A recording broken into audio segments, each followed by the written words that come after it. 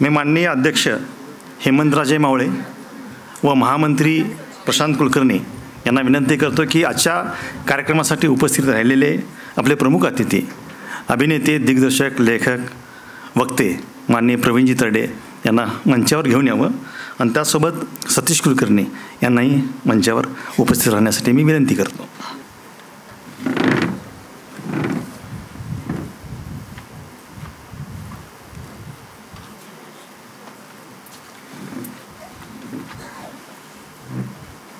व्यासपीठावरील सर्व मंचस्थ यांचं मी पुन्हा एकदा हार्दिक स्वागत करतो. आपल्या अभिनयानं, दिग्दर्शनानं अक्षरशः महाराष्ट्राला ज्यांनी वेळ लावलेला आहे असे प्रवीणजी तरडे या ठिकाणी उपस्थित राहिलेत. त्यांचा परिचय करून देण्याची विनंती पुणे महानगरच्या साहित्य विधा प्रमुख माधुरीताई जोशी यांना मी करतो. नमस्कार सर्व मंडळींना, सर्व कलासाधक, सहकारी आणि व्यासपीठावर उपस्थित असलेले मान्यवर सर्वांना पुन्हा एकदा विनम्र अभिवादन करते. श्रीमंत योगी 350 वर्ष शिवराज्याभिषेकाला झाली आणि त्यानिमित्ताने ही सुंदरशी कल्पना घेऊन आपण दैनंदिनी सादर करतो आहोत. आणि अर्थातच या दैनंदिनीचं प्रकाशन करण्यासाठी आपल्याकडे उपस्थित आहेत श्री प्रवीणजी तरडे. मातीशी नाळ राखणारा राजा म्हणून आपण शिवाजी महाराजांकडे बघतो आणि हीच मातीशी नाळ राखणारे आज प्रवीणजी तरडे या दैनंदिनीचं प्रकाशन करतात. अष्टपैलू व्यक्तिमत्व आपण सर्वांना माहितीच आहे की नुसतं महाराष्ट्रातच नाही तर पूर्ण भारतात नव्हे तर जगभरामध्ये ज्यांनी आपल्या अभिनयाचा ठसा उमटवलेला आहे आणि संस्कारक्षम चित्रपट, मालिका आणि नाटकं यांनी जी निर्माण केलेली आहेत तर त्याच्यासाठी ते प्रसिद्ध आहेत. अभिनेता असतो, लेखक असतो, पण तरीसुद्धा आपल्या मातीशी नाळ राखून आपलं काम करत असतो आणि लोकांना संस्कार देण्याचं काम हे जे करत असतात त्याच्यातले एक जे आहेत प्रवीणजी तरडे. आणि संस्कार भारतीच्या या संस्कारक्षम कार्यक्रमामध्ये ते आज उपस्थित आहेत. पुन्हा एकदा त्यांचं टाळ्या वाजवून आपण स्वागत करूया. अष्टपैलू व्यक्तिमत्व मी मगाशीच म्हटलं. पूर्वी रँडचा वध हा नाट्य प्रयोग आपल्या पुण्यामध्ये झाला. रँडच्या वधाच्या वेळेला जी काही दहशत इंग्रजांमध्ये निर्माण झाली तो शहारा पुणेकरांना या रँडच्या वधच्या कार्यक्रमातून मिळालेला. आणि त्याच्यामध्ये काम करणारे एक नट आज आपल्यामध्ये उपस्थित आहेत. आणि हे का बरं आहे तर आपल्या देशासाठी, आपल्या कार्यासाठी, संस्कारक्षम कार्यक्रम देण्यासाठी म्हणून जे काही कोणी उपस्थित असतात त्याच्यामधले प्रवीणजी तरडे.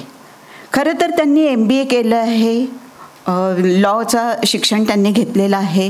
MPSC सारखी परीक्षा ते चांगल्या मार्काने पास झाले होते, पण तरीसुद्धा कलेची ओढ त्यांना स्वस्थ बसू देत नव्हती आणि त्याच्यातून त्यांनी नाट्याकडे किंवा चित्रपटाकडे वळले. ते चित्रपट लेखन त्यांनी केलं आहे, मालिकांचं लेखन केलेलं आहे, दिग्दर्शन केलं आहे, संगीत लिहिलेलं आहे. असं पूर्ण म्हणजे आपण म्हणतो की सगळ्या अंगाने ज्यांची कला जाते आहे अशा सगळ्या कलांचा विचार हा प्रवीणजी तरडेंनी केलेला आहे. आणि हे असं चतुरस्त्र अभिनेते किंवा चतुरस्त्र व्यक्तिमत्व आज आपल्याकडे उपस्थित आहे. लहानपणापासूनच त्यांना कबड्डी म्हणजे खेळाची आवड होतीच. त्याच्यामधनं त्यांनी कबड्डी, सॉफ्टबॉल याच्यामधले ते राष्ट्रीय खेळाडू राहिलेत. त्याच्यामध्ये सुद्धा त्यांनी शरीर सौष्ठव स्पर्धेमध्ये आणि NCC अशासारख्या विषयांमध्ये अनेक पुरस्कार प्राप्त केलेले आहेत. म्हणजे सगळ्या अंगाने जाणारा हा म्हणजे आपली जे आज अध्यक्ष आहेत किंवा प्रमुख पाहुणे आहेत हे सगळ्या अंगाने जाणारे आहेत. त्यांना लिखाणाची आवड लहानपणापासूनच होती. पुरुषोत्तम करंडकविषयी त्यांना खूप माहिती होती किंवा त्यांना ओढही होती त्याविषयी आणि त्यांनी एकांकिका स्पर्धेसाठी लेखनही केलेलं होतं. आणि त्या लेखन करून त्याची प्रॅक्टिसही त्यांची जोरदार सुरू झालेली होती. पण कारगिल युद्ध सुरू झालं आणि कारगिल युद्धामध्ये त्यांना इतकं प्रेरित केलं त्या सगळ्या देशाभिमानांनी आणि आपले जे सैनिक सीमेवर लढत होते त्यांनी इतकं प्रेरित केलं की त्यांनी एका रात्रीमध्ये बसून एक एकांकिका लिहिली आणि ती एकांकिका सादर करून पुरुषोत्तम करंडकमध्ये त्यांनी प्रथम पारितोषिक मिळवलेलं आहे. पुन्हा एकदा जोरदार टाळ्या होऊ देत, कारण एका रात्रीमध्ये ही कथा लिहिणं आणि पुरुषार्थ नावाची ही जी एकांकिका आहे त्याच्यामध्ये त्यांनी प्रथम पारितोषिक पुरुषोत्तमसारख्या स्पर्धेमध्ये मिळवलेलं आहे. फिरोदिया करंडकसुद्धा त्यांनी 2 वेळेला स्वीकारलेला आहे प्रथम क्रमांकाने. म्हणजे अभिनेते, लेखक, संगीत नाटक लिहिणारे आणि चित्रपट निर्माते, मालिकांचे निर्माते असे हे सगळ्या अंगाने जाणारे बहुआयामी व्यक्तिमत्व आज आपल्याला शिवाजीच्या श्रीमंत योगी या दैनंदिनीच्या प्रकाशनासाठी उपस्थित राहिलेले आहेत. नुसतंच एवढंच नाही म्हणता येणार, तर हे सगळे संस्कार त्यांना झालेत कुठून? तर खूप अभिमानाने सांगावंसं वाटतं की ते संघाचे कार्यकर्ते आहेत आणि संघ शिक्षा वर्गामध्ये हे त्यांचे संस्कार झालेत आणि त्यामुळे देशाशी, मातीशी नाळ राखणं हे त्यांना आपलं परम कर्तव्य वाटतं. शिवाजी महाराजांनी जसं की मातीशी नाळ राखून आपल्या भूमीमध्ये राहून स्वराज्य आणि सुराज्य निर्माण करण्याचा प्रयत्न केला, तसाच प्रयत्न प्रवीणजी तरडे करत असतात आणि आपल्या संस्कारक्षम चित्रपट, मालिका आणि नाटकांमधून ते देत असतात. म्हणून त्यांचं विशेष कौतुक वाटतं, अभिमान वाटतो. आणि आज श्रीमंत योगी या शिवाजी महाराजांच्या शिवराज्याभिषेकाने निमित्ताने जी काही आपण दैनंदिनी प्रकाशित करतो आहोत त्याचं प्रकाशन करण्यासाठी प्रवीणजी तरडे उपस्थित आहेत. त्यांचं जोरदार पुन्हा एकदा स्वागत करते. धन्यवाद. आमचे अध्यक्ष हेमंतजी मावळे यांना मी विनंती करतो की प्रवीणजी तरडे यांचा हार्दिक सत्कार करा.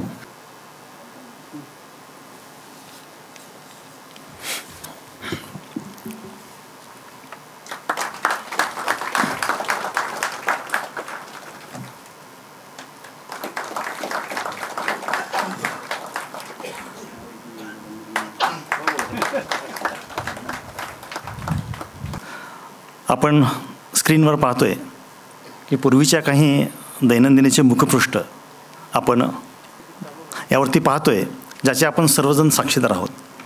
गेली 23 वर्ष वेगवेगळ्या प्रकारच्या दैनंदिनी आपण प्रकाशित केल्या. हे करताना त्याचे जे विषय होते ते भारतीय विचारधारेशी संलग्न, भारतीय संस्कृतीच्या ज्या पाऊलखुणा आहेत, भारतीय संस्कृतीने केवळ भारतातच नव्हे तर वेगवेगळ्या देशातसुद्धा त्या पाऊलखुणा भारतीय संस्कृतीच्या दिसतात. असे वेगवेगळे विषय घेऊन आपल्या विचारधारेचा जो अजेंडा आहे तो समाजामध्ये सेट करण्याच्या दृष्टिकोनातून संग्राह्य ग्रंथ अशी ओळख असलेली ही आपली दैनंदिनी आहे. आणि गेली अनेक वर्ष सुरुवातीपासून त्याचा जो रथ आहे तो हाकणारे माननीय केशव कुलकर्णी, जे अगदी पूर्वीच्या निर्मिती प्रक्रियेपासून आजपर्यंतसुद्धा सिंहाचा वाटा त्यांचा असतो. आपण सगळे त्यांचे पारत आहोत. मी त्यांना विनंती करतो की या दैनंदिनी प्रकाशन सोहळ्याची प्रस्तावना त्यांनी करावी. दैनंदिनी प्रकाशन सोहळ्याला उपस्थित प्रमुख अतिथी माननीय प्रवीण विठ्ठल तरडे, प्रांताचे अध्यक्ष शाहीर हेमंतजी मावळे, प्रांत महामंत्री प्रशांतजी कुलकर्णी, केंद्रीय अधिकाऱ्यांमध्ये रवीजी बेडेकर, रवीजी देव, रघुराजजी देशपांडे, प्रांत पदाधिकारी आणि सर्व समित्यांमधून उपस्थित असलेले आपण सर्व संस्कार भारतीचे सदस्य, कलावंत, माननीय देगलूरकरांची उपस्थिती आजच्या सोहळ्याला अभिप्रेत होती. सरांनी तसा वेळही आपल्याला दिलेला होता, परंतु एक महत्त्वाचा कार्यक्रम मुंबईमध्ये आला आणि तो आपल्याला देखील अभिमानास्पद असल्यामुळे आपण त्यांना आग्रह नाही करू शकलो इथं थांबण्याचा. देशभरामध्ये मंदिर स्थापत्य करणारा ट्रस्ट, अशा ट्रस्टचे सर्व अधिकारी आज मुंबईमध्ये केशवसृष्टीला एकत्र येणार आहेत आणि त्यांनी मंदिरं कशा प्रकारची उभी करायला हवी आहे त्याचं मार्गदर्शन देगलूरकर करणार असल्यामुळे त्यांना तिथं आज उपस्थित राहणं हे अपेक्षित आहे. त्याच्यामुळे मी म्हणलं इथल्यापेक्षा तुमचा वेळ तिथं देणं हे उचित ठरेल. त्यामुळे सरांना आपण आज इथे अनुभवू शकत नाही आहेत. सरांनी आपले आशीर्वाद आपल्याला पाठवले आहेत, ते आपल्याला ऐकायला मिळतील. खरं म्हणजे एखाद्या दैनंदिनीचा वेगळा प्रकाशन समारंभ, पुस्तकाचे प्रकाशन समारंभ आपण अनुभवतो, दैनंदिनीसारखा विषय. आणि त्याच्या पुढे जाऊन जर आज विचार करायचं झालं प्रवीणजी, तर खरं म्हणजे हा बंद पडत आलेला विषय आहे. लोकांची लिखाणाची सवयच बंद झाली जवळपास. आज खिशातला हातातला मोबाईल ह्याच्यामध्ये सर्व काही लोकांचा दिनक्रम, दिनव्यवहार, रात्रीचं काही लिहायचं असेल, नोट करायचं असेल, सगळं माणूस आज त्याच्यातच करतोय. शिक्षण देखील त्याच्यावरच घेतोय. मग असं असताना आपल्यासारख्या संघटनेने पुन्हा दैनंदिनीचा आग्रह धरणं, मग संस्कार भारतीच्या कार्याचं वैशिष्ट्य वेगळं काय आहे? हेच तर आहे. सगळ्या परंपरा पुन्हा नव्याने कशा चालू होतील आणि लोकांच्या त्या सवयी कशा जागृत ठेवता येतील ह्याचे प्रयत्न आपण कलाक्षेत्राच्या माध्यमातून करतोय. आणि अशा प्रकारच्या विषयाची सुरुवात कुठून झाली? मुळात कलाक्षेत्रामध्ये दैनंदिनी निर्माण करावी ही संकल्पना समोर आली, ती खूप वेगळ्या उद्देशाने आली. आज अनेक कार्यकर्ते त्याचे साक्षीदार आहेत, या सभागृहामध्ये उपस्थित आहेत. 25 वर्षापूर्वी पुणे महानगराच्या कामामध्ये कार्याची व्याप्ती महानगरात इतकी वाढली होती. आजचे प्रमुख पाहुणे हे त्या काळातले आपले नाट्य विभागातले कार्यकर्ते आहेत. साप्ताहिक वर्गावरती त्यांचा संचार असायचा त्या काळामध्ये. त्यातनंच त्यांनी रँडचा वध या नाटकात भाग घ्या 22 जून 1897 या नाटकामध्ये भाग घेतलेला होता. तर त्या काळात संगीत, नाटक, नृत्य, रांगोळी ह्या सगळ्या ह्याच्यातले कार्यक्रम इतके वाढलेले होते दैनंदिन, की त्याला सातत्याने पैसा पुरवणं हे कोष विभागाला अवघड चाललेलं होतं. कार्यक्रम तर थांबवता येत नाहीत. सगळ्यांचे सातत्याने आठवड्याला पाक्षिक, मासिक कार्यक्रम सातत्याने होत आहेत आणि सारखी पैशाची रसद पुरवणं, वर्षभराचा तो पुरवठा करणं हे कोष प्रमुखाला अवघड होत चाललेलं असताना बैठक संपल्यानंतर एक दिवशी आम्ही सहज बैठकीनंतरच्या चहापानाला, कॉफीपानाला बसलेलो होतो आणि तिथे आपले माजी कार्यकर्ते, त्या आज हयात नाही आहेत, पुरुषोत्तम बर्वे म्हणून, अण्णा बर्वे आम्ही त्यांना म्हणायचो, त्यांनी ही प्रथम संकल्पना समोर आणली की आपण एखादी अशी डायरी प्रकाशित करूयात आणि त्या डायरीच्या प्रत्येक पानाला पृष्ठदाता घेऊयात आणि ती डायरी छापून त्या प्रत्येक व्यक्तीला आपण ती द्यायची. एक पान त्याचं असेल, प्रत्येक पानाला त्यावेळी आपण प्रथम ₹300 आकारलेले आहेत.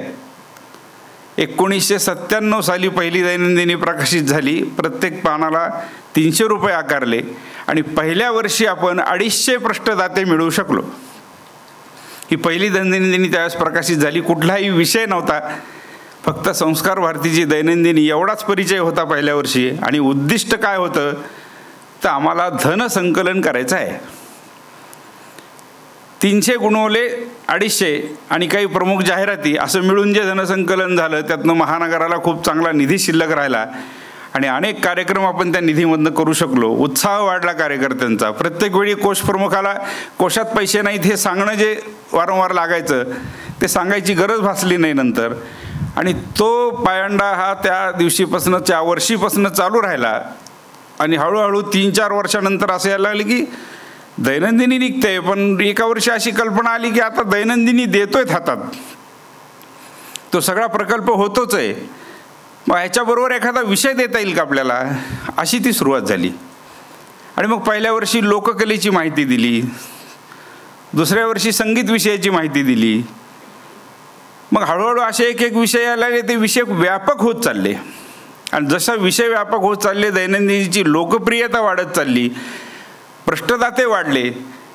त्या दैनंदिनीची पृष्ठ 365 असायची, पण पृष्ठदाते 450वर गेले संख्या त्याची.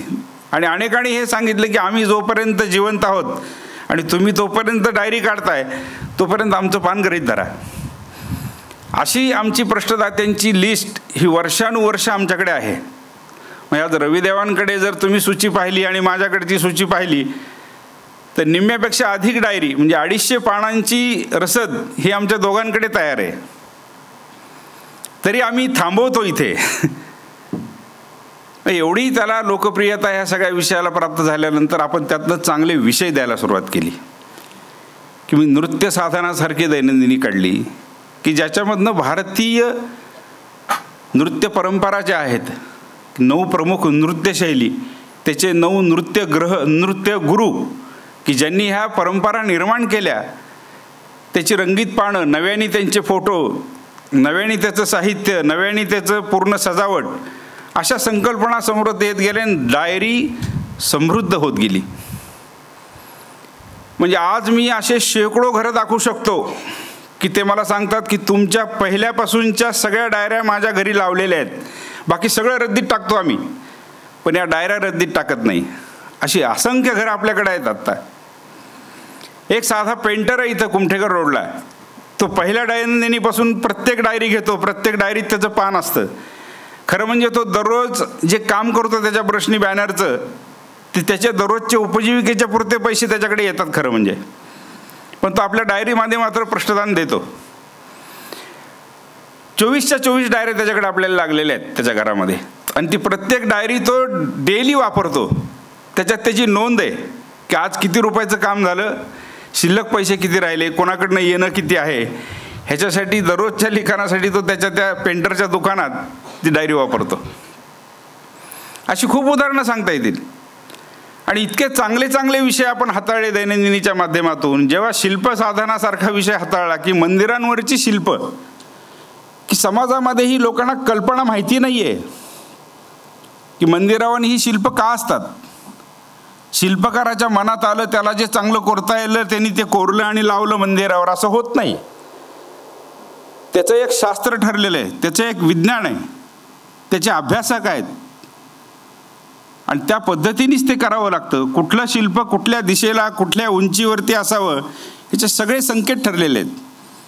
देगलूरकरांकडनं आपण नेहमी ऐकतो, आणि देगलूरकरांसारखी एवढी व्यासंगी व्यक्ती आपल्याबरोबर असल्यामुळे आपण ती डायरी करू शकलो. आणि त्याचं ते एवढं स्वागत झालं की आपल्याला प्रांतामध्ये 2 एडिशन त्याच्या छापाव्या लागल्या. एक कोल्हापूरची वेगळी एडिशन आपण छापली आणि बाकी प्रांताची वेगळी एडिशन आपण छापली त्यावेळेस.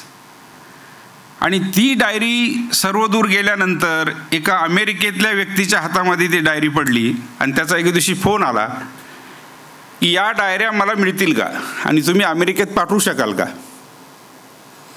मी म्हणलं एवढ्या आता आमच्याकडे शिल्लकच नाहीत, आम्ही जेवढ्या लागतील तेवढ्या छापतो, 100-200 वरती लागतात. आता जानेवारी एंडला आमच्याकडे ह्या डायऱ्या शिल्लक नाही आहेत. ते म्हणले माझ्यासाठी काहीतरी व्यवस्था करा, मग निदान मला 20 तरी डायऱ्या तुम्ही द्या, मी घेऊन जायची व्यवस्था करतो, मी सांगतो तिथे फक्त पाठवा. त्यांनी त्या मुंबईत पाठवायला सांगितल्या. आणि जेव्हा 15-20 दिवसानंतर त्यांच्या हाती पडल्या त्यावेळेस त्या व्यक्तीचं कासखेडीकरांकडे एक हे आहे, नोट आलेली आहे की हे जे तुम्ही पाठवलंय प्रत्येक पानावरती भारतीय मंदिरांवरचं शिल्प आणि त्याची माहिती पाठवलेली आहे. ही रोजनिशी लिहिण्याची डायरी नाही आहे, ही देवाऱ्यामध्ये ठेवण्याची डायरी आहे. ही भगवद्गीता आहे आमच्यासाठी. ही त्यांची प्रतिक्रिया होती ते मिळाल्यानंतर. म्हणजे साधा उपक्रम, निधी संकलनाचा उपक्रम, पण संस्कार भारतीने त्याचं कसं सोनं केलं हे आपण मागच्या कालखंडामध्ये पाहिलं. लॉकडाऊन नंतर 2 वर्षाचा गॅप, 3 वर्षाचा गॅप ह्या दैनंदिनी प्रकल्पासाठी गेला. मधल्या काळामध्ये हा प्रकल्प बंद पडला, आणि यावर्षी खरं म्हणजे खूप उशिरा ही संकल्पना समोर आली. म्हणजे यावर्षी दैनंदिनी काढायची आहे म्हणून विषय शोधला असं झालेलं नाही आहे. यावर्षी विषय सुचला म्हणून दैनंदिनीचा गाठ घातला, अशी संकल्पना यावर्षीची आहे. की छत्रपती शिवरायांच्या राज्याभिषेकाला 350 वर्ष झालेली आहेत. एक चांगला विषय आहे. आणि एक अशी संकल्पना आली की खरोखर महाराजांच्या कारकिर्दीमध्ये महाराज कुठल्या दिवशी, प्रत्येक दिवशी त्यांनी काही ना काहीतरी काम केलेलं आहे. प्रत्येक तिथीला त्यांची काहीतरी मोहीम असणार आहे. सुरत कुठल्या दिवशी लुटली, अफजल खानाचा कोथळा कुठल्या दिवशी काढला, ह्या ज्या सगळ्या नोंदी आहेत, ह्या जर त्या तारखेला लोकांना पाहायला मिळाल्या तर हे काय अचाट काम होईल. आणि अशा प्रकारचं हे घेऊन आम्ही प्रके घाणेकरांकडे गेलो, आणि त्यांनी सांगितलं की तुम्ही पूर्ण मी ते तयार करू शकणार नाही, पण तुम्ही तुमच्या संयोजकांमधनं 4-5 जणांनी ते काम करावं. मी म्हटलं शेवटची तपासणी तुम्हाला करावी लागेल. कारण आपण जाणतो ह्या इतिहासाच्या क्षेत्रामध्ये ह्या लोकांनी ह्याची एवढी मोडतोड करून ठेवलेली आहे शिवाजी महाराजांच्या इतिहासाची. कारण त्यांचा अजून जन्मदिवससुद्धा लोकांना मान्य नाही, हाय का हाय, इंग्रजी मानायचा का मराठी मानायचा का तिथीप्रमाणे मानायचा. राज्याभिषेकाचंही तसंच 3-3 तारखा ही आपल्या समाजाची अवस्था आहे. आणि बाकीच्या इतिहासाबद्दल मी बोलण्याची गरज नाही, तुम्हाला सगळ्यांना माहिती आहे. 25 जणांना मान्य आहे, 50 जणांना अमान्य आहे, असे सगळे कोथळे आहेत त्याच्यातले.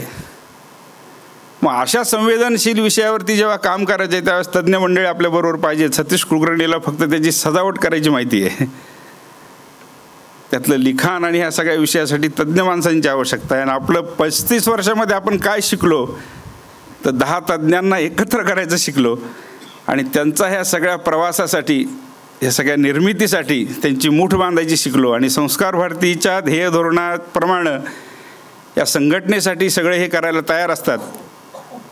आणि सगळ्यात मुख्य ह्याच्यामध्ये जे सगळे आपले दैनंदिनीमध्ये आपण नाव पाहतोय समितीमध्ये, या सगळ्यांनी खूप उत्तम प्रकारचं सहकार्य या वर्षीच्या दैनंदिनीमध्ये. त्याची सुरुवातच अशी झाली की शिवराज्याभिषेक हे पहिल्या दिवशी आपण छापलं होतं, तर पहिल्याच बैठकीमध्ये प्र.के. घाणेकरांनी ती दुरुस्ती केली.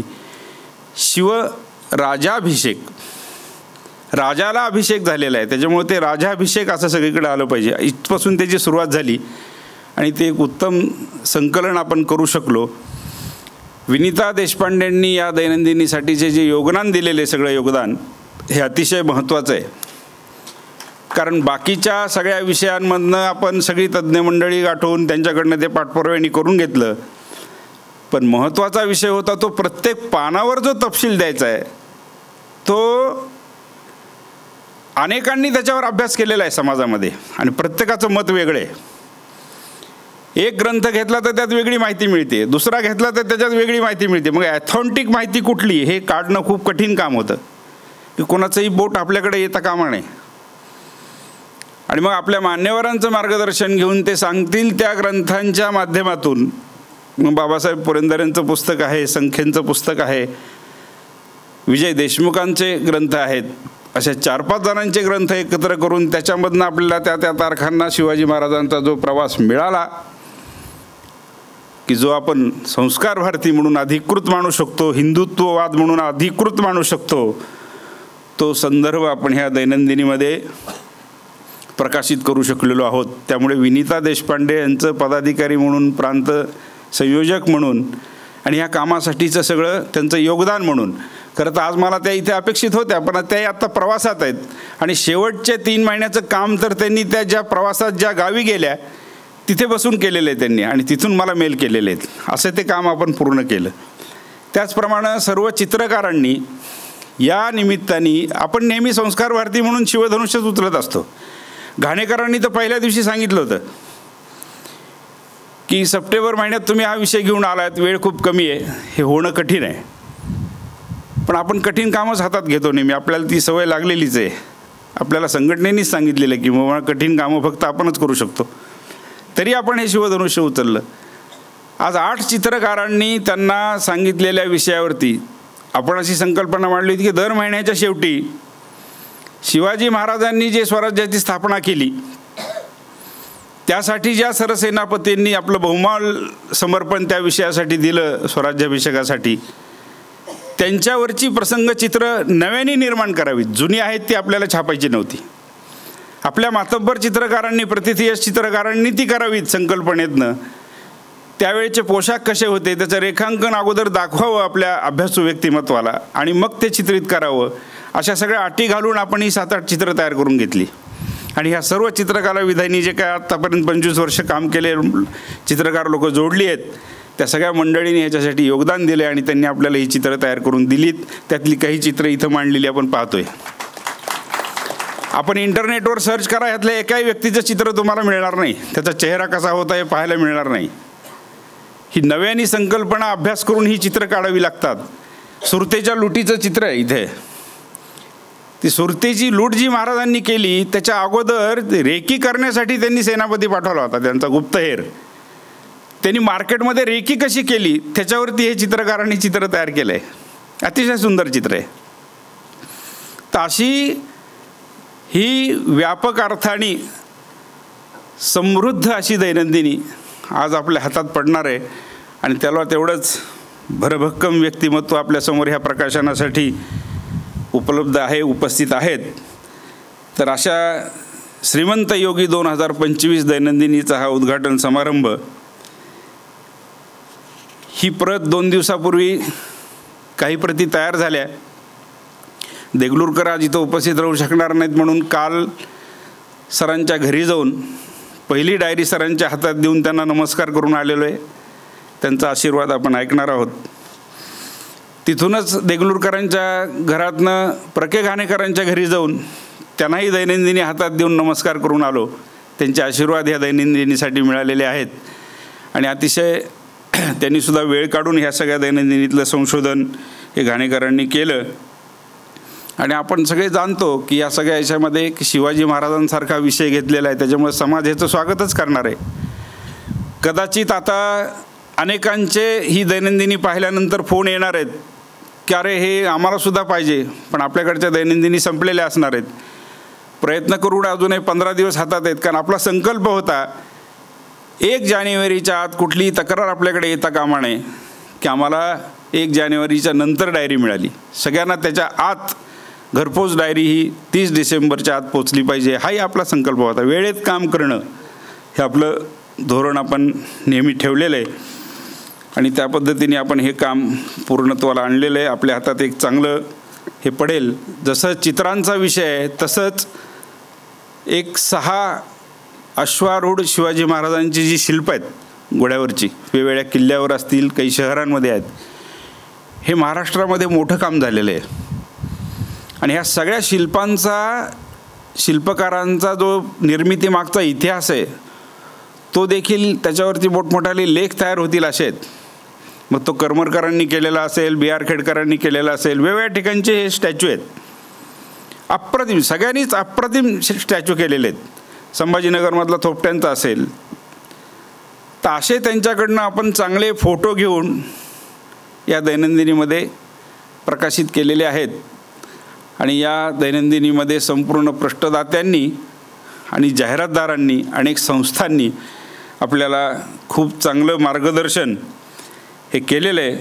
आणि भारतीय इतिहासाच्या संदर्भात छत्रपती शिवाजी महाराज संदर्भातील घटना आणि त्याच्या तारखा, तपशील या संदर्भामधले समाजातले जे संभ्रम आहेत हे दूर करणारी ही दैनंदिनी ठरेल असा विश्वास आपल्याला ह्या निमित्ताने आहे. मी प्रकाशन समारंभासाठी सदिच्छा देतो. धन्यवाद. आपल्या प्रस्तावनेतून संस्कार भारतीच्या दैनंदिनीचा अत्यंत बारकावेपूर्ण असा इतिहास मांडला आणि ही महत्त्वाकांक्षी दैनंदिनीबद्दलसुद्धा सखोलपणे आपल्यासमोर विषय मांडण्यात आला. ही महत्त्वाकांक्षी दैनंदिनी आपल्या सर्वांच्या हातात देण्यासाठी आम्ही उत्सुक आहोत. खूप आनंदाने मी आजचे अतिथी माननीय प्रवीणजी तरडे यांना विनंती करतो की आजच्या या दैनंदिनीचं प्रकाशन त्यांनी करावं.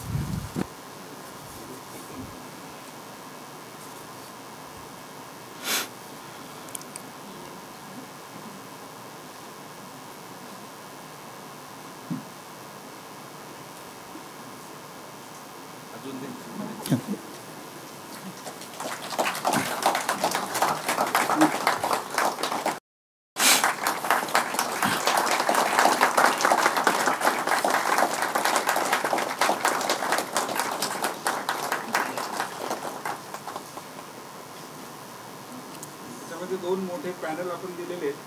पहिल्या ह्याच्यात राज्याभिषेकाचं आपल्या वासुदेव कामतांचं चित्र आहे मोठं, जे 22 इंचाचं आहे आपल्याला. आणि शेवटी राज्याभिषेकाची मिरवणूक आहे रायगडावरची. अनेक वैशिष्ट्यांनी आणि ऑथेंटिक संदर्भाने सजलेली ही दैनंदिनी आहे. या निर्मिती प्रक्रियेमध्ये डॉक्टर गोवम देगलूरकर यांच्या मार्गदर्शनाखाली ज्या समितीने काम केलं त्याचा एक उल्लेख करतो. त्यांचा आपण सत्कार या ठिकाणी करूयात. संकल्पना होती सतीशजी कुलकर्णी यांची. प्रके घाणेकर व गोवम देगलूरकर यांच्या मार्गदर्शनाखाली ही दैनंदिनी तयार झाली. यामध्ये पांडुरंग बलकवडे, प्रदीप रावत, आशुतोष बापट, विक्रमसिंह मोहिते जे हंबीरराव मोहितेंचे वंशज आहेत, राजेंद्र टिपरे, उमेश ढालपे आणि सगळ्यात महत्त्वाचं म्हणजे ज्यांनी अतिशय की रोल या ठिकाणी केलेला आहे तो विनिताताई देशपांडे. हे सर्व मान्यवर सदस्य या समितीमध्ये होते आणि त्यांना माधुरी जोशी, विवेक जोशी व शीतल गोखले यांचं सहाय्य लाभलेलं आहे. मी या सर्वांचा सत्कार माननीय प्रवीणजी तरडे यांना करण्याची विनंती करतो. माननीय सतीश कुलकर्णी यांचा सत्कार त्यांनी करावा. सर्व मी इतरांची नावं घेतो. सभागृहात उपस्थित असल्यास त्यांनी व्यासपीठावर यायचं आहे. माननीय पांडुरंगजी बलकवडे, प्रदीप रावत, आशुतोष बापट, विक्रमसिंह मोहिते, राजेंद्र टिपरे, विनिताताई देशपांडे, उमेश ढालपे, आशुतोषजी बापट उपस्थित आहेत.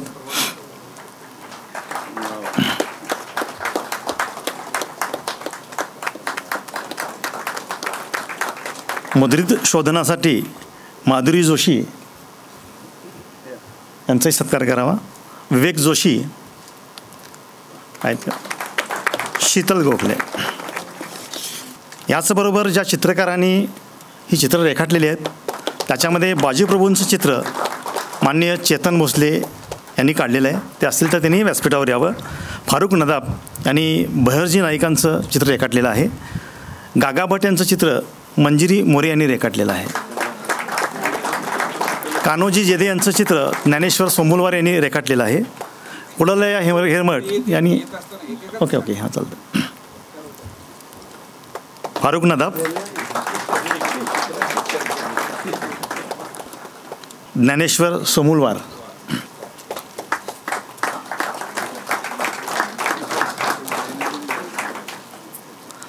मंजिरी मोरे,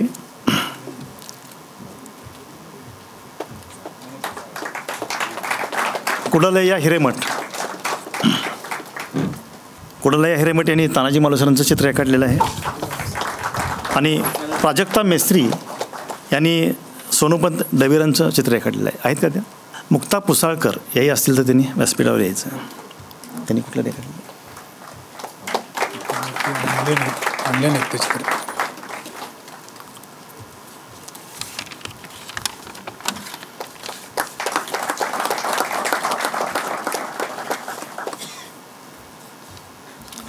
याचबरोबर संस्कार भारती पुणे महानगरच्या नृत्यविधा प्रमुख माननीय आस्था कार्लेकर यांना साऊथ सेंट्रल झोनच्या डायरेक्टरपदी नियुक्ती झाली आहे.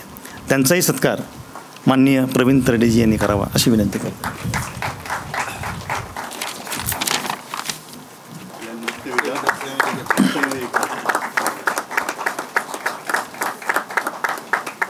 या समारंभासाठी अनेक पृष्ठदाते तसेच जाहिरातदार या ठिकाणी उपस्थित आहेत.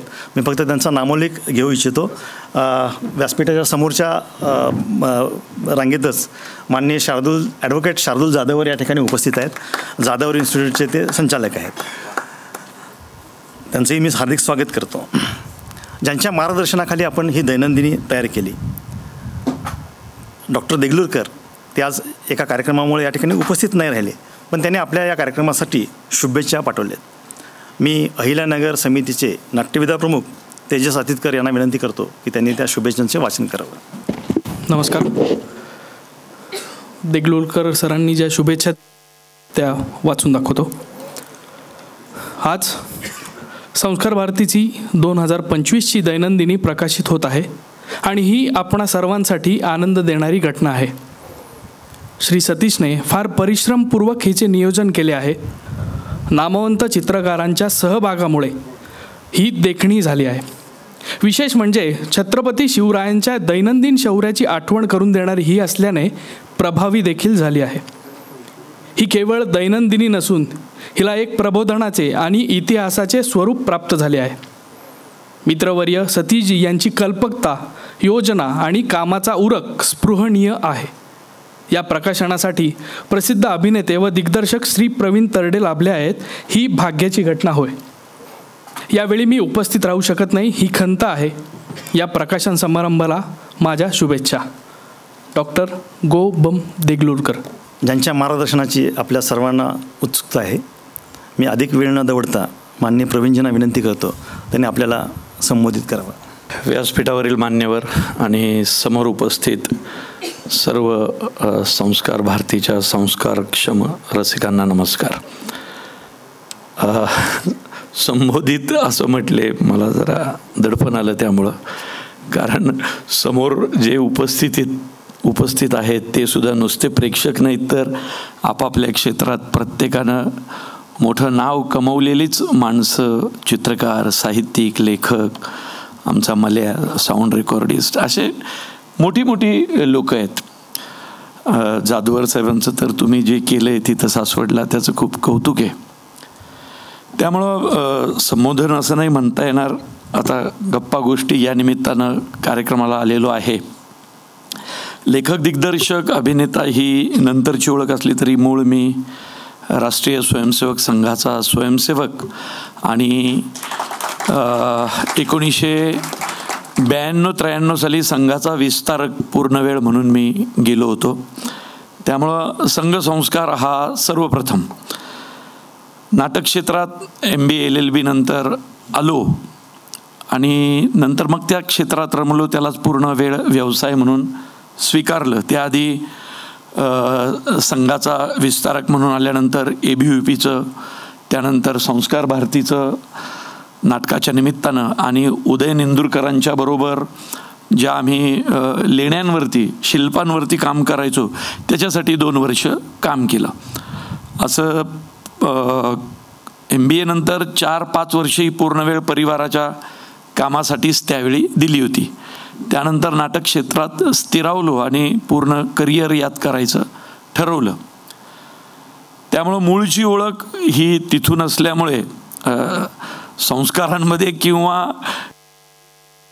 चुकीचं काही होण्याची शक्यताच नसते, शक्यच नसतं ते.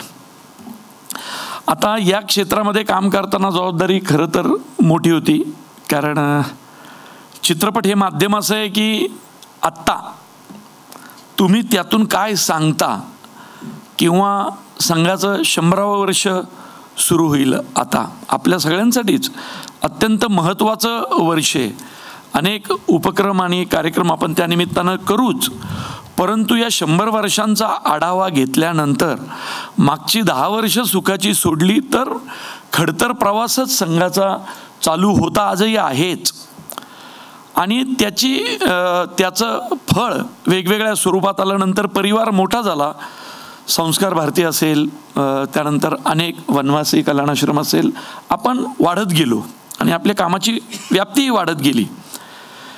संस्कार भारतीचं काम हे अत्यंत महत्त्वाचं यासाठी आहे या सगळ्या प्रवासात, कारण मुळात संस्कार शब्द त्यात आहे आणि त्यातनं जे कार्यक्रम राबवले जातात, अगदी आपली सुरुवात आपण रांगोळ्या हे आपण त्यातनं एक समाजाच्या खूप पटकन जवळ गेलो, कारण तोपर्यंत रांगोळी दाराच्या बाहेर एक संस्कार म्हणून काढली जायची आणि तो खूप मोठा संस्कार आहे.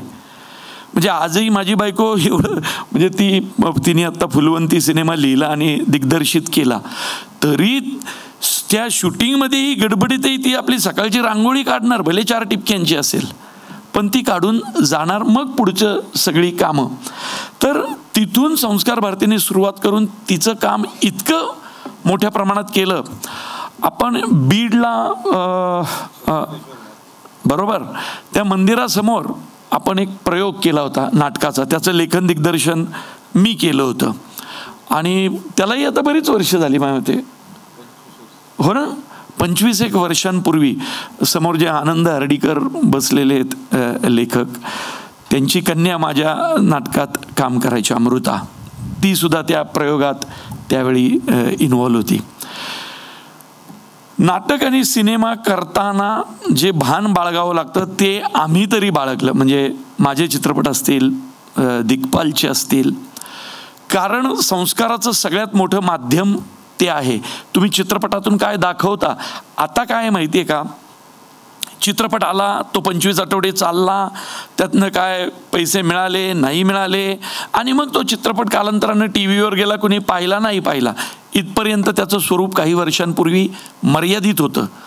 परंतु आता तसं राहिलेलं नाही. हा व्यासंग खूप पुढं गेलेला आहे. आणि आज तुम्ही चित्रपटातून काय दाखवता याचे पडसाद जगभर उमटतात.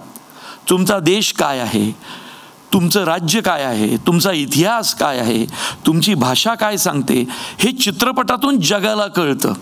इस्रायलमध्ये बसलेला माणूस, अमेरिकेत बसलेला, युरोपमध्ये बसलेला, कुठल्या गल्फमध्ये बसलेला प्रत्येक माणूस, तिथं तुम्ही कोण आहात, तुम्ही काय आहात हे त्याला तिथून कळतंय. मुळात मी तर नेहमी म्हणत आलो की आपण देश, हा आपला देश वगैरे आपण नाहीच आहोत.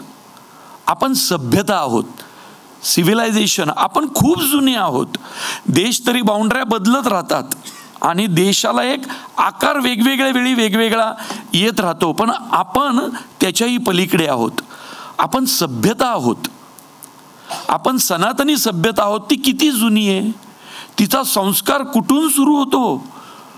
म्हणजे कुमारीकंदनचा जर आज भाग घेतला तो नाहीच आहे, तो पाण्याखाली आहे. ती आपली संस्कृती आहे, ती आपली सभ्यता आहे. आपले वाडवडील, आपले संस्कार हे तिथूनचे आहेत. आपली सीमा वेळोवेळी बदलत गेलेली आहे. ती इतकी मोठी आहे की ती पार युरोपपासून सुरू होऊन इकडं कुठेही संपू शकते. इतके आपण जुने आहोत, आपली सभ्यता तितकी जुनी आहे. मग एक कलाकार, लेखक, दिग्दर्शक म्हणून ही सभ्यता तुम्ही तुमच्या चित्रपटांमधून कुठपर्यंत पोहोचवता, ती तुम्हाला पोहोचवता आली आहे का नाही. आज सोशल मीडियावरती आणि OTT माध्यमावरती जर सगळं जग एकत्र बसतंय, एकत्र येऊन एका पाटावरती बसतंय आणि तिथं पाहतोय की तुमचा देश काय आहे, तुमचा संस्कार काय आहे, तुमचा धर्म काय आहे, तुमचे वेद काय सांगतात, उपनिषद, पुराण हे काय सांगतात, हे खूप महत्त्वाचं आहे. आणि ते चित्रपटातून मांडणं ही आमची जबाबदारी आहे. आत्ताही फुलवंती ज्यावेळी माझ्या बायकोनं करायला घेतला त्यावेळी बाबासाहेब पुरंदरेंच्या साहित्यावर मुळात काहीतरी केलं पाहिजे हा विचार होता. कारण मागच्या इतिहासातील, मागच्या 100 वर्षातील 100 वर्ष आयुष्य जगलेला एक योगी आपल्यामध्ये होता आणि त्यानं एक इतिहास जिवंत करून आपल्यासमोर ठेवला. तर त्याच्या साहित्यकृती आणि त्याचे शब्द हे चित्रपटातून कशा आणता येतील.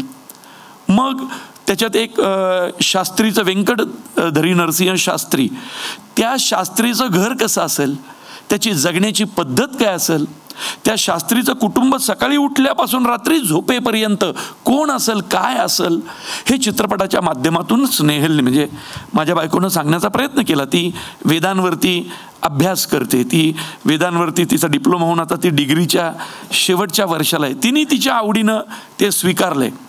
मूळ तिचं फ्रेंच लँग्वेज, मराठी साहित्य फ्रेंचमध्ये ट्रान्सलेट करणे आणि आपला इतिहास फ्रेंचमध्ये इंटरप्रेट करणे हे काम ती करते. तर या माध्यमातून फुलवंती सिनेमातून तिने तुमची आमची जगण्याची पद्धत ही जगासमोर आणण्याचा प्रयत्न केला. सकाळी उठल्यानंतर एखाद्या शास्त्रीचं, त्या ब्राह्मणाचं घर हे त्याच्यापुरतं मर्यादित नव्हतं. म्हणजे कोण्या गावी एक दरिद्री ब्राह्मण राहत होता हे गोष्टीत ऐकण्यापुरतं ठीक आहे, पण एका ब्राह्मणाचं घर, त्याच्या बाहेरच्या पडवीमध्ये त्यावेळी 25-25 विद्यार्थी हे आजूबाजूच्या गावांमधले शिक्षण घ्यायचे, वेदांचं, धर्मांचं अभ्यास करायचे, त्यातून तो धर्म मग जगभर पोहोचायचा. तर हे चित्रपटाच्या माध्यमातून आम्ही दाखवलं. सरसेनापती हंबीररावमध्ये आम्ही अनेक विषय मांडले. विक्रमसिंह बाजी मोहितेंबरोबर पण आमच्या भेटीगाठी झाल्या. मुळशी पॅटर्नमधून मी, तिथं माझं कर्तव्य होतं, मी मुळशी तालुक्यातला, तर मुळशी तालुक्यातून मी ज्या तालुक्यातून आलो त्या तालुक्याचा प्रश्न अत्यंत प्रभावीपणे मांडणं हे खूप गरजेचं होतं. कारण आज आम्ही MCOM MBA LLB झालो किंवा माझ्या दोन्ही बहिणी तर आत्ता प्राध्यापिका आणि त्या PhDचा अभ्यास करून पुढे गेल्यात. पण ही ओळख आहे का, तर मूळ ओळख शेतकरी आहे. माझे आईवडील आत्ताही कुठल्या तरी बांधावरतीच असतील 100%. म्हणजे सांगायचीही गरज नाही, माझे आईवडील आत्ता कुठं असतील तर ते कुठल्या तरी बांधावर अजून तासभर थांबतील, तिथून ते घरी येतील गावाला. जर माझे वाडवडील 7 पिढ्या कुठल्या तरी बांधावरती राबल्या आहेत तर त्या बांधावरची सुखदुःख एक लेखक दिग्दर्शक म्हणून चित्रपटाच्या माध्यमातून समाजासमोर आणणं माझं कर्तव्य होतं. म्हणून त्या चित्रपटातून शेती इकायची नसते, शेती राखायची असते हा मूळ मंत्र आम्ही दिला. कित्येक शेतकऱ्यांनी त्यानंतर जमिनींचे केलेले व्यवहार थांबवले आणि पुन्हा शेतकरी शेतीकडे राहिला, कारण ती मूळ ओळख संपली की तुमची मुलं गुन्हेगारच होणार, म्हणजे त्याला पर्याय नाही. त्यामुळं तेही दाखवण्याचा त्या चित्रपटातून आम्ही प्रयत्न केला. देऊळबंद तर माझा पहिला चित्रपट होता, त्यामुळे मला तर कोणी ओळखत नव्हतं. त्या सिनेमाला निर्माता मिळवण्यापासून तो रिलीज करण्यापर्यंत प्रत्येक, आज कसं प्रवीण तरडे हे नाव लावलं तरी निर्माते काय स्वतःहून, म्हणजे मी बजेट सांगतो आणि मला पैसे मिळतात. धर्मवीरच्या वेळी तुम्ही पाहिलं, धर्मवीर 1 आणि 2, ती एक वेगळी हिस्ट्री आहे, त्या चित्रपटाचा वेगळा इतिहास आहे. तर माझं कर्तव्य होतं की मी देऊळबंदमध्ये कित्येक अल्लाउद्दीन खिलजी या देशात आले आणि गेले, देव होता, देव आहे, देव राहणारच, असा संवाद ज्यावेळी लिहिला, सेन्सॉर बोर्डाने ऑब्जेक्शन घेतलं या वाक्यावर. म्हटलं मी काय चुकीचं लिहिलं? तर ते म्हटले नाही असं. म्हटलं काय नाही, म्हणे धार्मिक होतोय, तुमचा देव असं बोलतोय. म्हटलं मग देवानी काय बोलायचं, काय म्हणजे आमच्या देवानी काय बोलायचं की आम्ही सर्व धर्म समभाव असं बोललं पाहिजे का? कारण आमचा देव ज्यावेळी बोलत होता त्यावेळी जगात मुळात एकच धर्म होता. त्यामुळं त्याच्यावर तुम्ही सेन्सॉरला आक्षेप कसा घेऊ शकता? आम्ही सनातनी आहोत, आम्ही खूप जुने आहोत, आम्ही खूप इतके जुने आहोत की आता आम्ही लिबरल झालो. युद्ध आत्ता बंद केली आमच्या धर्माने 400-500 वर्षापूर्वी, कारण आम्ही इतकी टोकाची केली आणि इतकी क्रूरता युद्धात अनुभवली की आता आम्ही त्या क्रूरतेला कंटाळलो, म्हणून लिबरल झालोय. आमची शांतता आमच्या बुद्धिमत्तेतून आलेली आहे. तर हा मुळात विचार पोहोचवणं खूप गरजेचं होतं. ही शांतता बुद्धिमत्तेतून आलेली आहे. आम्ही शांत वगैरे नव्हतो, आम्ही अत्यंत टोकाची युद्ध केलेली आहेत. म्हणजे 18 दिवसाच्या आपल्या युद्धाचे आजही पुरावे आहेत की हो, ते काही कपोलकल्पित नाहीये, ते घडलेलं आहे. रक्ताचा खच, हाडा मांसाचा आम्ही पाहिलाय हो. बरं, त्यावेळी लढायलाही समोर दुसरं कोणी नव्हतं म्हणून आम्ही आमच्यातच लढत होतो. मग आमच्यातच आम्ही 2 गट पाडले होते, एक चांगला एक वाईट, एक सत्याचा एक असत्याचा, एक धर्माचा अधर्माची बाजू. मग आम्ही आमच्यात लढलो, कारण समोर लढायला तर पाहिजे होतं ना हो कोणीतरी. म्हणून आमचा लढा हा सत्य असत्याचा होता. ज्यावेळी संपूर्ण जग 0-1 बायनरीमध्ये अडकलं होतं, कोड डिकोडच्या त्या गर्दीमध्ये, त्यावेळी आमचा धर्म सांगत होता अनंताकडून अनंताकडे. इन्फिनिटी टू इन्फिनिटीची भाषा आपण केली. अंतराय परार्धात असं आपण म्हणतो मंत्र पुष्पांजलीत. तर ते परार्ध काय आहे? तो असा आकडा आहे ज्याच्यावर 1वर 17 शून्य आहेत, म्हणजे तो आकडा आपण दिला. तर या ज्या गमती आहेत त्या चित्रपट, नाटक, सिनेमातून, व्याख्यानामधून, रोजच्या रस्त्यावरच्या चर्चांमधून सुद्धा आता आल्या पाहिजेत. कारण काय आहे, ही संस्कृती ही कुणाच्या मुळावर उठणारी नाहीये. ही संस्कृती आनंदाने जगा सांगणारी, वसुधैव कुटुंबकम म्हणतो ना आपण. मोदी साहेब तर सगळ्या जगभर हेच सांगतायत. तर तो विचार आणि संस्कार भारतींनी वेळोवेळी हे काम खूप चांगल्या पद्धतीने केलं. यंदाची ही आपली दैनंदिनी छत्रपती शिवाजी महाराजांच्या 350 वर्ष झाली हो आपल्या राजाला. 350 वर्षापूर्वी आपल्या राजानं राज्याभिषेक केलेला आहे. तर हे सगळं या एका ह्याच्यातून येतंय. म्हणून तुम्ही ते वाक्य खूप सुंदर बोलला. ही काय दैनंदिन काहीतरी त्याच्यावर खरडून नंतर रद्दीत टाकायची नाहीये, ही देवाऱ्यात ठेवायची. त्यामुळं ही दैनंदिनी अशी असलीच पाहिजे. आणि त्यात नाविन्य आपण आपल्या कार्यक्रमांमधून जपलेलंच आहे. काय आहे, गणपतीसाठी अलका टॉकीज चौकात काढलेली रांगोळी कालांतरानं निघून जाती, पण ती काढताना निर्माण झालेला संस्कार हा पुढच्या वर्षीपर्यंत राहतोच आणि तो राहणार. त्यामुळं ती काढताना, ती जमवताना जी 4 माणसं एकत्र येतात ती कायमची बांधली जातात. आणि ते बांधणारं स्वरूप आपल्या परिवारातल्या प्रत्येक संघटनेनं प्रत्येक ठिकाणी सांगितलं पाहिजे. मग परिवारातली कुठलीही संघटना घ्या, ती हेच सांगते. आज ज्या चित्रकारांनी ही चित्र काढली, म्हणजे त्यांचं करावं तेवढं कौतुक येते. किती तल्लीन झाले असतील हे काढताना, हे या चित्रांमधून दिसतंय. आणि त्यांनी रेखाटलेलं काहीतरी पुढची अनेक वर्ष डायऱ्यांमधून आपली पोरं पाहणार आहेत. त्यामुळे मी या चित्रकारांचंही सर्वांचं अभिनंदन करतो की तुम्ही महाराज जिवंत केले या दैनंदिनीमधून. त्यामुळं तर महापुढचा कार्यक्रम हे आत्ता लगेच आपला आपण पुस्तक बुक महोत्सव घेतोय, तर कृपया पुढच्या 9 दिवसात म्हणजे जबाबदारीनं आणि कर्तव्य म्हणून तिथं आलंच पाहिजे. आज पाय ठेवायला जागा नाही आहे. तुम्हाला माहिती आहे, भारतातील सर्वात मोठ्या पुस्तक महोत्सवामध्ये ह्याचं आज नोंद झालं. त्यालाही कारण परिवारातली माणसं सगळी पाय तिथं, सगळ्या पद्धतीची माणसं तिथं उभी आहेत, झटतायत, धडपडतायत. जगातलं प्रत्येक पुस्तक तिथं आलेलं आहे, प्रत्येक पुस्तक आहे. कुराणाचा आपण एक सेपरेट स्टॉल ठेवला तिथं. आणि आनंदाची बाब, बुरखा घातलेल्या अनेक मुली आणि मुलं सुद्धा तिथं गर्दी करून त्यांची ती पुस्तकं घेत होती. मला आनंद झाला. त्याच्यानंतर त्या स्टॉलवरनं पुढे येऊन ती गीता पण बघत होते आणि अनेक पुस्तकं सुद्धा बघत होते, खरेदी करत होते. शेवटी आपण बिग बाजारमध्ये ट्रॉली ठेवतो ना, ट्रॉली, तशा ट्रॉल्या ठेवाव्या लागल्यात, कारण लोक पुस्तकं ट्रॉली भरून नेत आहेत. तिथं नेमके आज विनोद तावडे साहेब आलते आणि पहिल्या दिवशी फडणवीस साहेब होते. मी काय म्हटलं माहिती आहे का, तर हसले सगळे, पण माझं म्हणणं खूप बरोबर होतं. मी म्हटलं, फडणवीस साहेब, दोन्ही बाजूच्या राजकारण्यांना ना इथं फिरवा आणि खूप पुस्तकं वाचायला लावा, म्हणजे वाद सुद्धा जरा चांगल्या स्थितीत येतील. आम्ही कंटाळलोय त्या वादांना आता.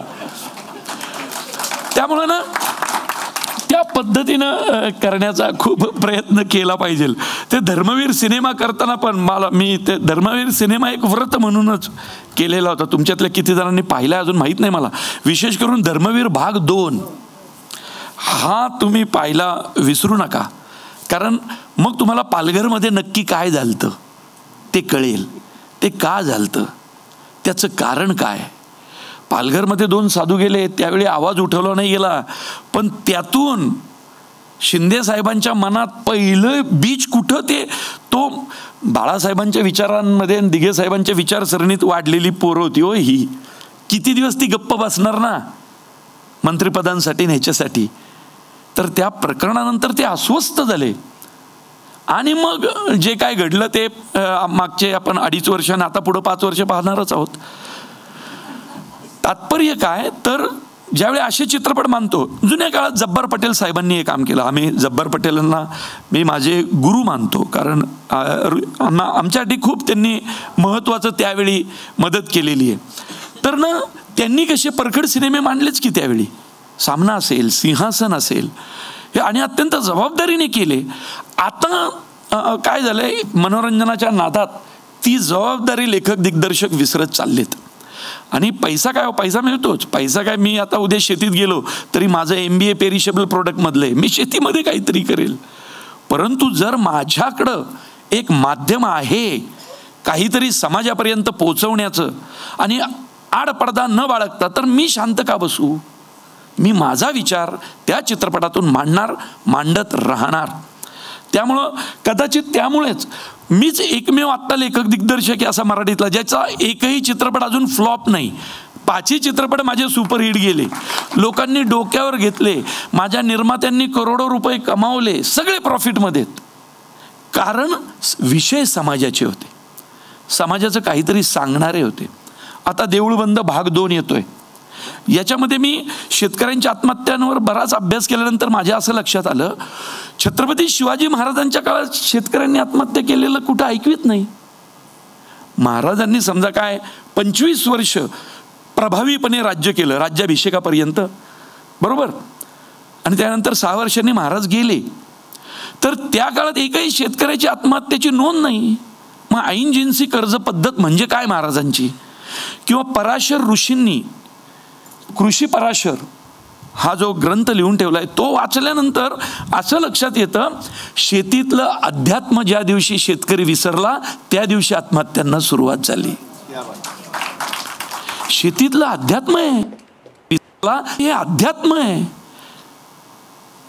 देवाचं नामस्मरण करत पेरलेलं बीज हे टरारून उगवून येणारच ना हो. त्या बीजालाही कळतं ना माझ्यावर कुठला संस्कार झालाय. तर आपण ते अध्यात्म मधल्या काळात विसरलो. तर ते शेतीतलं अध्यात्म देऊळबंद भाग 2 या चित्रपटातून मी समाजासमोर आणणार आहे. पहिल्या पार्टमध्ये राघव शास्त्री स्वामींना भेटतो आणि सायन्स वर्सेस स्पिरिच्युअलिटी याचं आम्ही खूप वॉर मांडलं होतं. आणि आता आम्ही फार्मिंग वर्सेस स्पिरिच्युअलिटी, शेतकरी वर्सेस देव, असं आम्ही एक गणित मांडणार आहे. त्यामुळं आपण आपलं धार्मिक आणि धर्माचंही केलं. जर थॉमस अल्वा एडिसन सारखा माणूस जगातला सगळ्यात मोठा शोध लावल्यानंतर असं म्हणतो, if electricity is a creativity then there should be one creator, but I am not. की मी नाही लावला, ते होतं आधीपासून, मी ते शोधलं आधी. म्हणजे तो त्याच्या इन्व्हेन्शनचं क्रेडिट त्याच्या कुठल्या तरी देवाला देतो.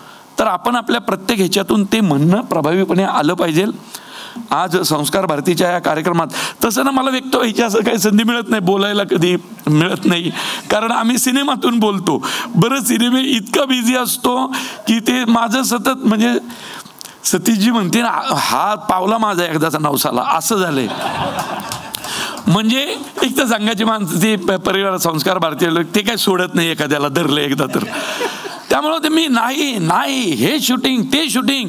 त्यांना मग कळलं बहुधा की प्रवीण आता पुस्तक महोत्सवासाठी पुण्यात आहे. त्यांनी बरोबर पकडलं आणि यायला मिळालं आणि तुमच्यासारख्या लोकांसमोर व्यक्त व्हायला मिळालं. आज मल्यादिस म्हणजे महेश लिमये माझा खूप जुना मित्र आहे. आम्ही खूप काम केलं आहे एकत्र आणि अत्यंत आम्ही ठामपणे विचार मांडणारी जी काही माणसं आहेत त्यातला महेश लिमये आहे. एकदम नाही म्हणजे काय एकदम आपला आहे. ठामपणे जे रुजतं ते उजवच असतं म्हणजे त्याच्यात शंका नसते. तर चला मंडळींनो, पुन्हा एकदा खूप खूप धन्यवाद. तुमच्यासारख्या मान्यवर रसिकांसमोर व्यक्त व्हायची संधी मिळाली.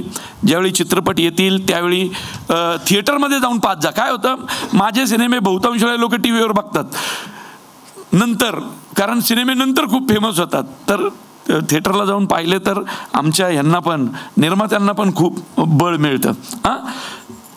धन्यवाद. मावळे साहेब आहेत, हेमंतरावजींचं माझ्या कॉलेज काळापासून त्यांच्या शाहिरी मी ऐकत आलो आहे. त्यांच्याबरोबर मी 1-2 ट्रेक पण केलेले आहेत. ते पूर्वी तरुण कॉलेजच्या मुलांना घेऊन जायचे, तर त्यावेळी त्यांच्याबरोबर मी तिकडं पण अनेक वेळा गेलेलो आहे. त्यामुळं खूप खूप धन्यवाद. आपल्या मार्गदर्शनातून अनेक सनातन संदर्भ, ऐतिहासिक संदर्भ, वैज्ञानिक संदर्भ प्रवीणजीने मांडले. मार्गदर्शनामुळे निश्चितच सभागृहामध्ये एक उत्साह पेरला गेला आहे.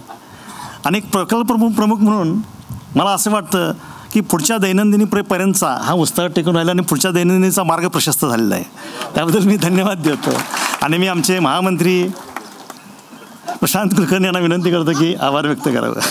मी वेळेचं भान राखत हा सभागृह ज्या संस्थेनं दिलं त्या संस्थेचे सर्व पदाधिकारी, त्यांचे कर्मचारी, या सगळ्यांचे मनापासून आभार मानतो.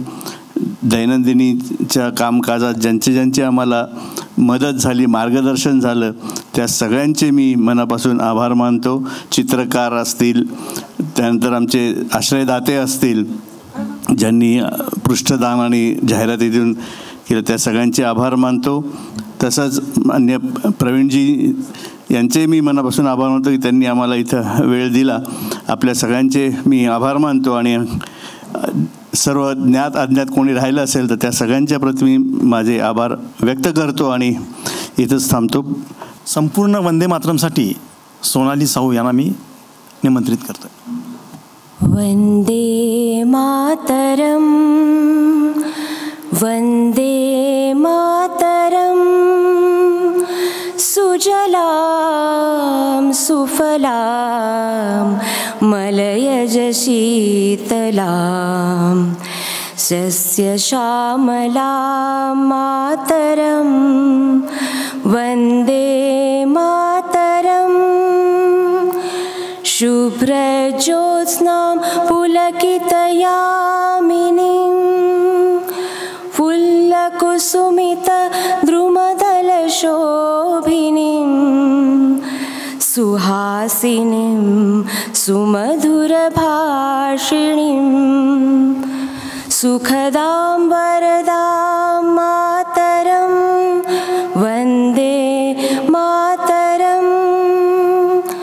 कोटिकोटिकण्ठ कलकलनिनाद कराले कोटि कोटि पूजै द्रुत खर करवाले अबला केनो माय तो बोले बहुबलधारिणीं नमामि तारिणीं रिपुदलवारिणीं मातरं वन्दे मातरम् तुम्ही विद्या तुम्ही धर्म तुम्ही हृदि तुम्ही मर्म त्वं हि प्राणा शरीरे बाहुते तुम्ही मा शक्ति हृदये तुम्ही मा भक्ति तुम्हारे प्रतिमा गढ़ी मंदिरे मंदिरे मातरम वन्दे मातरम त्वं हि दुर्गा दश प्रहरण धारिणी कमला कमलदल विहारिणी वाणी विद्या दायिनी नमामि त्वां नमामि कमलां अमलां अतुलां सुजलां सुफलां मातरं वन्दे मातरं श्यामलां सरलां सुस्मितां भूषितां धरणीं भरणीं मातरं वन्दे मातरं वन्दे मातरं वन्दे मातरं भारत माता की जय।